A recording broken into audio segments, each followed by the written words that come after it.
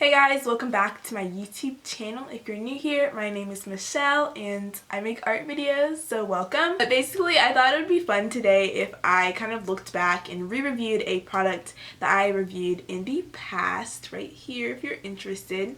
So around a year or more ago, I knew that I wanted to really pursue animation, and so I invested in a little drawing tablet. It is the Wacom Intuos here.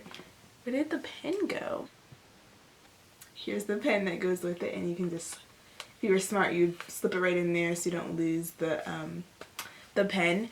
But basically, this little guy here, I think I bought it for around $99 on Amazon last January, and it's been a big help in really advancing my work, doing digital art, doing animation, all of that. So I thought I would do another video about it because my first video was really more of an unboxing, getting to know the product and kind of my first impressions, whereas I've used this for over a year very thoroughly now, and I feel like I can give you guys some more insight into what this product's like, if I still would recommend it, and to who, and what the next steps look like for me. Am I going to keep using this, or am I interested in looking at another product?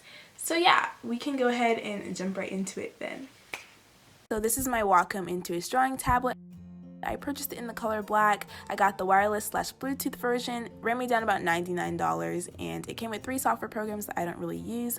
I did lose my charging cable for this, but there is a certain Android cord that will work for this as well. Just look into it. Right, and next up is the Wacom Pen. It has its highs and its lows with me. Over the years, I've really loved the pressure sensitivity. It makes drawing even more easier, but some odd things are like the placement of these buttons here kind of make things complicated in terms of when I'm trying to draw, I might press it and a button might get pressed, but it's not the end of the world. Another thing I missed in my first review of this pen was that there's little nibs on the end, so extra nibs in case your nib gets drawn down, which actually happened to me, and I tried really hard to sharpen it, but it didn't work, so I had to take one of the nibs and make use of it, which is okay. We'll look more into the pen in just a moment though. When I first bought this tablet as a beginner, the battery on this tablet was really great for me in that circumstance, and that it could withstand the amount that I was using it and not die very often. My tablet dies a little bit more often now, I think not only because of the age, but also because my use of it has amped up quite a bit. I'm using it all the time now, so that and change will wear out the battery faster. But that being said, I will say that it charges rather quickly, and I can use it Bluetooth once again. But when I do have to plug it in to use it, it's not a huge hassle, for me at least. So I'm kind of just showing you guys examples of the pressure sensitivity. There's not a very huge lag. Most of the time there's not a lag at all between how I'm drawing on the tablet and how I'm drawing on the computer. Really the only reason why you're seeing any bit of a lag right now is just because of the video I took on the computer compared to the video that I took of my hand. Basically the sync is really good with this tablet. I'm very happy with that part. In terms of just like measuring like what's going on with the pen in general, it's gotten kind of wonky sometimes, just sometimes. I feel like it's happening more frequently lately, where I'll just be like drawing or something and a random line will spike out of nowhere. And another thing that I've noticed is that when I try to draw like little circles and things, it might take a moment to load, especially if you're very much zoomed out, but that can be fixed by zooming in. But there's just like little things that appear over time after using this tablet for so long.